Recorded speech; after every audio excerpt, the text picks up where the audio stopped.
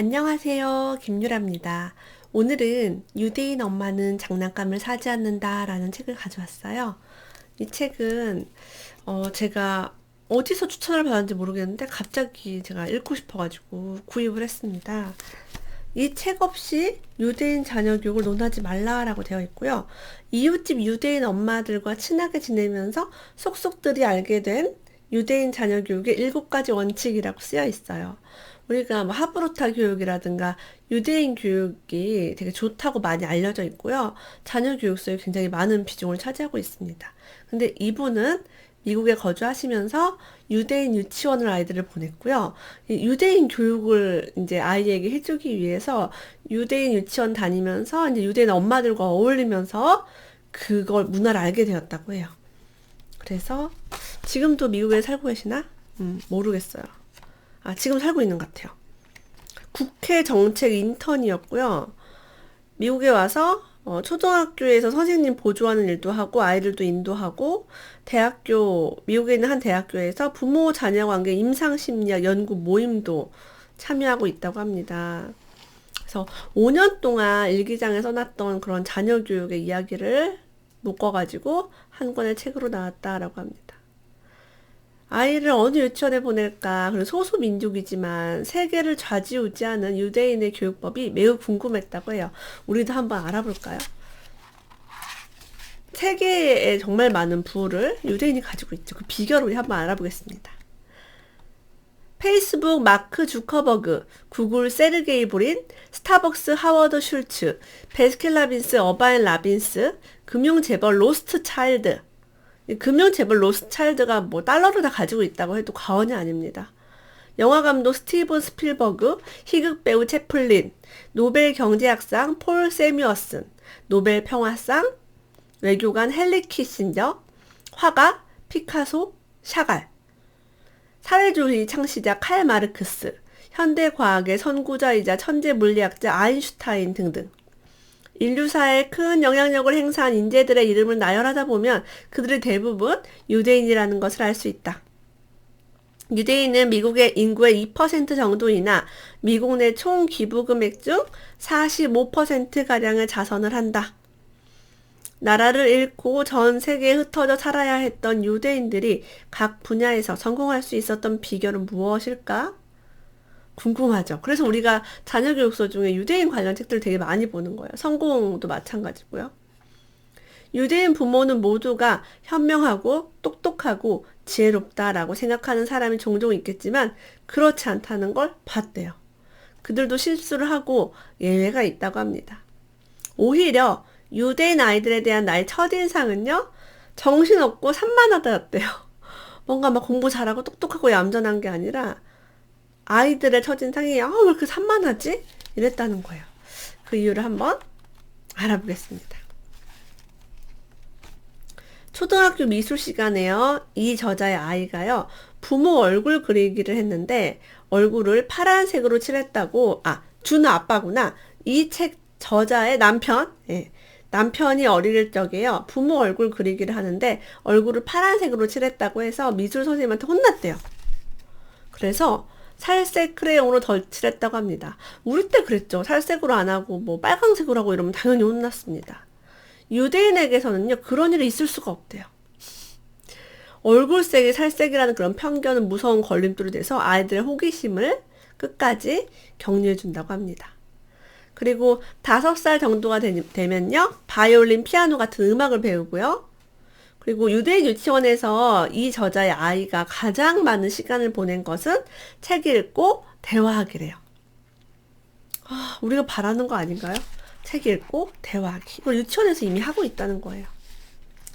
그리고 부모가 장난감을 왜 안 사주냐? 장난감이 왜 필요가 없느냐? 아이들과 서로 질문하고 대화를 하는데 주로 길을 가다 번뜩이는 눈에 보이지 않는 것들에 대한 궁금증에 대해 얘기한다고 합니다. 유대인은 아무리 복잡하게 얽혀있는 문제라도 매듭을 찾기 위해 생각하는 것을 포기하지 않는다. 내 눈에는 아무것도 보이지 않는데 내 유대인 친구들은 허공을 보고도 끊임없이 사고한대요. 자, 일상에서도 우리가 대화할 게 엄청 많습니다. 지금 예를 들면 컴퓨터를 제가 앞에 두고 있어요. 컴퓨터의 원리에 대해서도 얘기할 수 있고요. 마이크가 옆에 있어요. 마이크가 어떻게 소리가 들어가는지 이런 얘기도 할 수 있고요. 그러니까 뭐 구름에 대해서 해가 왜 뜨는지 그림자가 왜 이렇게 생기는지 너무나 많은 것들에 대해서 얘기할 수 있어요. 보도블록을 왜 이렇게 배치를 하는지 인도와 차도는 어떻게 구별이 되는지 저는 제가 부동산에 관심이 많으니까요. 교통, 신호체계, 뭐 상권 얘기할 게 너무 많아요. 걸어다니면. 그래서 일상을 아는 게 기본입니다. 그리고 사실은 더 시야를 넓게 만들죠. 만약에 내 앞에 있는 책이나 내 앞에 있는 장난감만 보는 것보다 그냥 전체적으로 보면서 걸어다니면서 얘기를 하는 거. 그래서 대화를 허공을 보고도 계속 얘기한대요. 유대인 자녀와 엄마들은. 유대인 유치원에서는 무지개라는 단어를 어떻게 쓰는지 가르치지 않지만 무지개가 무엇인지 정확한 정의를 설명할 수 있도록 가르친다. 그러니까 레인보우 쓰는 게 중요한 게 아니라 무지개의 정의, 왜 생기고. 와, 멋지다. 무지개의 정의는 저도 몰라요. 빨주노초 파남보? 끝. 비가 갠 다음에 보인다? 정도. 그리고 무지개를 그림으로 그리게 하고요. 그 이야기를 들려주기도 한다고 합니다. 무지개 글씨가 중요한 게 아니라는 거죠. 자, 아이가 공부를 좀 더 많이 했으면 하는 마음에서 상담을 했더니 유치원 원장 선생님이 이렇게 얘기했대요. 공부는 지겹고 힘든 것이란 생각을 하는 순간 준호의 뇌는 90% 다치고 말아요. 그러니 즐거운 생활 속에서 가르칠 수 있는 방법을 해야 돼요. 라고 얘기했대요. 그래서 그 방법을 알려줬대요. 유치원 원장 선생님께서. 맛있는 알파벳 과자를 사서 게임을 한다. 등하교 때 길가에 있는 수많은 표지판이나 길 이름 등을 지나치지 말고 읽어보도록 한다. 덧셈 뺄셈을 배우기 위해 엄마와 물건을 사고 파는 놀이를 한다. 주입식 교육을 하지 않는데요. 그래서 딱 애들이 일상에 놀면서 배울 수 있는 것, 그걸 더 많이 한다고 합니다. 유대인 유치원에서는요, 첫 수업으로 22개의 히브리 알파벳을 꼴을 찍어서 손가락 쓰게 한대요, 이렇게. 아, 재밌겠다. 그리고 달콤한 과자나 사탕을 준비해 배움의 달콤함을 맛보게 한다고 합니다. 이러한 유대인 풍습은요, 배움이라는 것이 꿀처럼 달콤하다라는 생각을 아이들에게 자연스럽게 심어준다고 해요. 무의식적으로 심는 거죠. 아, 달콤해. 배우는 거 역시 달콤해. 그리고 정직을 굉장히 강조한대요. 우리나라는 사실 보면은 뭐 정직하지 않아도 돈만 벌면 된다. 정직하지 않아도 좋은 대학만 가면 된다. 라는 것을 좀 강조하는 것 같기도 해요. 요즘 특히 뉴스를 보면은 그런 걸 볼 수 있어요. 하지만 유대인은 정직한 삶을 정말로 강조한다고 합니다. 당나귀를 샀었는데요. 당나귀 목에 다이아몬드가 달려 있었어요. 그거를 돌려주라고 했다고 합니다. 그래서 이제 이해가 안 간다. 돈이 없는데 다이아몬드를 가지면 좋지 않겠냐라고 했더니 랍비가 이렇게 말했대요. 나는 당나귀를 산 일은 있지만 다이아몬드는 산 일이 없다. 유대의 전통에 따르면 산 물건 이외에는 우리가 가져서는 안 됩니다. 그러니 이것을 당신에게 돌려드립니다. 그래서 유대인 사람들은요, 언제나 당당하대요.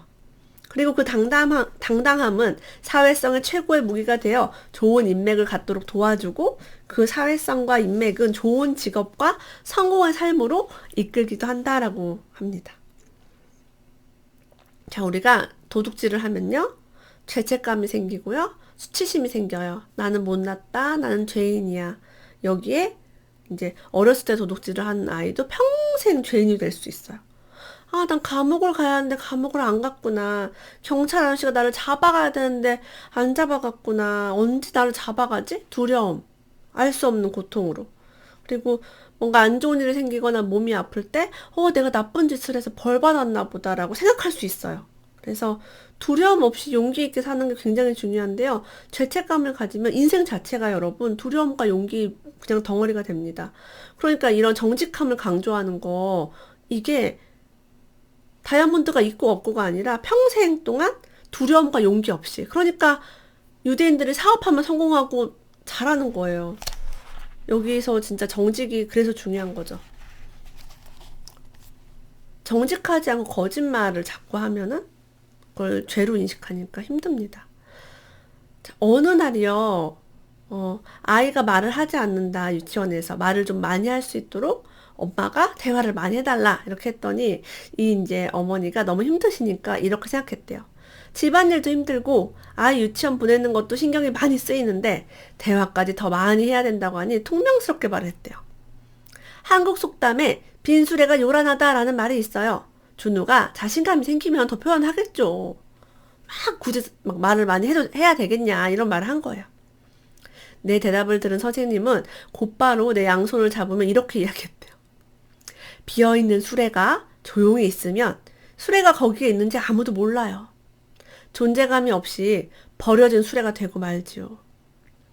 그래서 아이의 존재감 정도는 알 수 있게끔 해달라. 유대인 속담에는요, 말이 없는 아이는 배울 수 없다라고 한대요.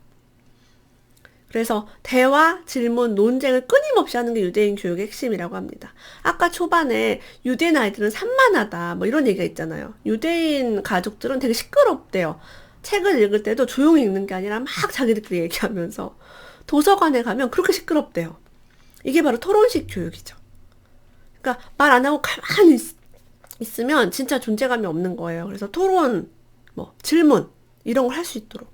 근데 우리의 교육은 사실은 조용히 앉아서 시험 보고, 시험 볼 때 말하면 돼요, 안 돼요? 안 되죠. 우리랑 너무 반대의 교육이에요. 집에서라도 우리 아이들이 막 말할 수 있도록 해줘야 합니다. 나이 어린 아이들은요, 추상적인 질문을 많이 하죠. 엄마, 무지개는 어디서 오나요? 왜 구름은 하늘에 있죠? 이거 너무 어려워요. 나도 몰라. 아이들이 물어보는 거 제가 99.9% 모르겠어요. 유대인 부모들은 답변하게 난처할 때 너는 어떻게 생각하니? 라고 묻는데요. 이거를 깊이 있게. 그렇기 때문에 이런 대화를 할 일이 너무 많으니까 장난감을 가지고 놀 시간이 없는 거예요. 어른들이 정치 이야기를 막 했대요. 대선 후보를 두고서 할머니, 할아버지가 각자 다른 지지자를 열띤 응원을. 그러니까 막 엄청난 토론의 장이 되고 막 과열되죠. 우리나라가 만약에 부부가 정치 그 이념이 다르다고 하면 싸움 나죠. 그럴 수 있어요. 근데 5살짜리 아이들이 끼어들었대요. 근데 대부분 이렇게 끼어들면 버릇없다. 네가 뭘 아냐 라고 할 수 있는데, 그 유대인 가족들은요, 어느 때보다 기뻐하며 자신의 의견을 조리 있게 표현한 아이에게 칭찬을 아끼지 않았다고 합니다. 예를 들면 엄마 아빠가 싸우는데 아이들이 끼어들면 받아주기 쉽지 않죠. 근데 그거를 칭찬으로. 대단하죠. 유대인은 거실에 TV를 두지 않는다라는 말이 있대요. 유대인은 학교나 가정에서 스마트폰, 태블릿, TV를 멀리하고 독서와 토론으로 시간을 보낸다고 합니다. 책과 대화를 중시하기로 유명하죠. 거실의 서재와 이런 것도 아주 유행이 됐었죠. 그리고 유대인의 부모는요, 내 아이를 남과 비교하지 않는다고 합니다. 있는 그대로 받아들인대요. 모두가 바보라고 하지만 아이를 믿고 기다려준 아인슈타인의 엄마는 유대인 성공 스토리에 자주 등장한대요. 알을 품고 있는 아들을 말리지 않고 격려한 에디슨의 엄마의 일화는 유대인 친구들 통해서 그래 있을 수도 있어 라고 생각한대요. 그러니까 특별한 게 아니라 그냥 우리도 있을 수 있는 일. 유명한 위인의 부모가 실천했다는 이야기가 내 유대인 친구들의 삶에서 그대로 실천되고 있다. 직접 보신 거죠, 이분은. 100명의 유대인이 있다면 100명의 의견이 있다라는 뜻이 있다고 합니다. 우리도 이렇게 다양성을 존중해야 되는데. 그래서 선생님이 이 아이는 좀 집중력이 없는 것 같아요 라고 해도 유대인 부모는 이 아이가 관찰력이 있고 창의력이 있다는 것을 믿고 기다려줘서 결국에는 인정을 받는다는 거예요. 그 분야로. 그런 사례가 요 안에 또 실제 사례가 있었어요. 참 우리나라에서는 힘들죠. 만 13살이 되면요, 성년식을 한대요. 굉장히 빨리 하죠. 아이들이 좀 더 빠른 시기에 독립적인 인격체로 책임감을 배우게 한다고 합니다. 이때는요, 그 성년식에 친인척 친구를 많이 불러서 파티를 한대요. 이때 현금으로 부조를 하는 게 풍습이라고 합니다. 부조는 행운의 숫자라고 믿는 18을 넣는 것이 보통이래요. 18이라는 숫자를 넣는데요. 평균 180달러 정도의 부조금이 일반적이다. 스케일 진짜 크지 않아요? 180달러면 우리 돈으로 20만 원이 훨씬 넘어요.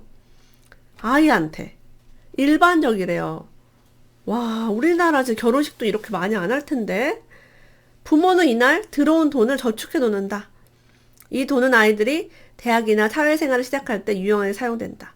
이래서 유대인이 부자구나. 13살 때 친척 친구들이 다 와서 20만 원씩 부조를 하면 이미 무슨 결혼한 것 마냥 목돈이 축의금이 생길 거 아니에요. 근데 그걸 굴려가지고 20대에 빠르게 부자가 되는구나 라는 걸 제가 깨달았어요. 어떤 유대인, 성공한 유대인이 이렇게 얘기했대요. 나는 나보다 잘난 사람이 있으면 적으로 생각하지 않고 관찰하며 가치 있는 것을 배우기 위해 노력해. 그리고 가능하다면 서로 윈윈 할 수 있는 방법을 찾으려 하지. 실제로 경쟁에서 가장 큰 적은 자격지심에 빠지는 나 자신이거든. 아, 별표 할게요. 실제로 경쟁에서 가장 큰 적은 자격지심에 빠진 나 자신이라고 합니다. 한번 타이핑 해볼까요? 실제로 경쟁에서 가장 큰 적은 자격지심에 빠진 나 자신이다. 내가 나 때문에 힘들고 내가 나를 미워해요. 잘난 사람이 문제가 아니라 그 사람 때문에 아 너는 형편없구나 너는 못났구나 막 이렇게 하면서 나 때문에 힘들죠. 그래서 윈윈 서로 할 수 있게 하고 적이 아니라 아 난 저 사람한테 배워야겠다라고 마음먹는 거죠. 어느 날요 5살짜리 아이에게 기저귀를 가는 선생님을 봤대요. 유치원 선생님을. 너무 놀랐대요. 아직도 기저귀를 갈아주세요 라고 물으니까 그게 뭐가 문제가 되나요? 늦게 기저귀 뗀다고 문제될 것은 없지요. 아이마다 발달 시기가 다르죠. 좀 빠른 아기도 있고 느린 아이도 있어요. 하지만 기저귀를 차고 초등학교에 입학하는 아이는 없답니다.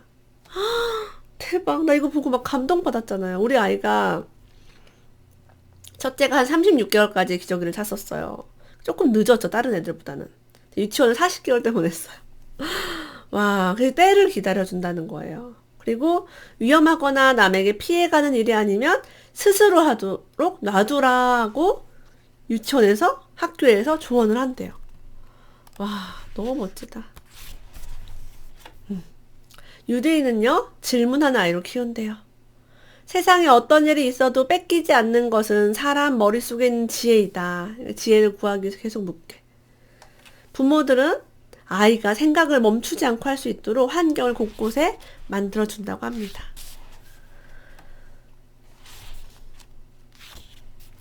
인텔 CEO 앤드류 그로브, 페이스북 창업 멤버이자 CEO 마크 주커버그는요, 전용 엘리베이터나 본인 사무실이 없어요. 일반 직원과 똑같은 크기의 사무실 한 칸을 사용한다고 합니다. 천문학적인 부를 이루었지만 화려한 삶을 살지 않고 목적이 없는 곳에 돈을 쓰지 않는다.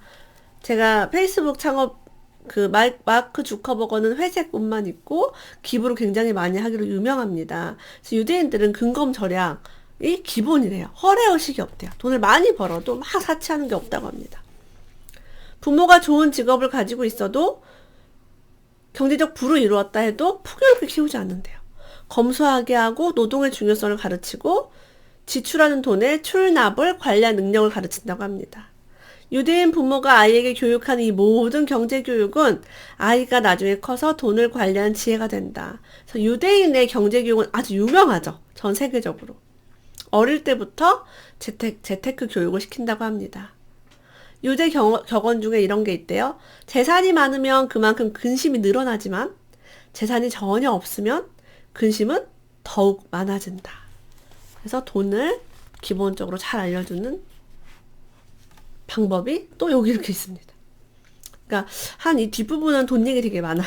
재밌었어요. 유대인은요, 어릴 때부터 숫자를 많이 사용한대요. 부모나 친구, 동료와 대화하면서 추상적인 표현보다는 숫자로 구체적으로 말하는 습관이 있다고 합니다. 예를 들면 오늘 하늘에 구름이 많다라는 표현이 있어요. 이렇게 안 하고 오늘 구름이 12덩어리가 있네? 어제는 6개밖에 없었는데 2배가 늘었네? 이런 식으로 말한대요.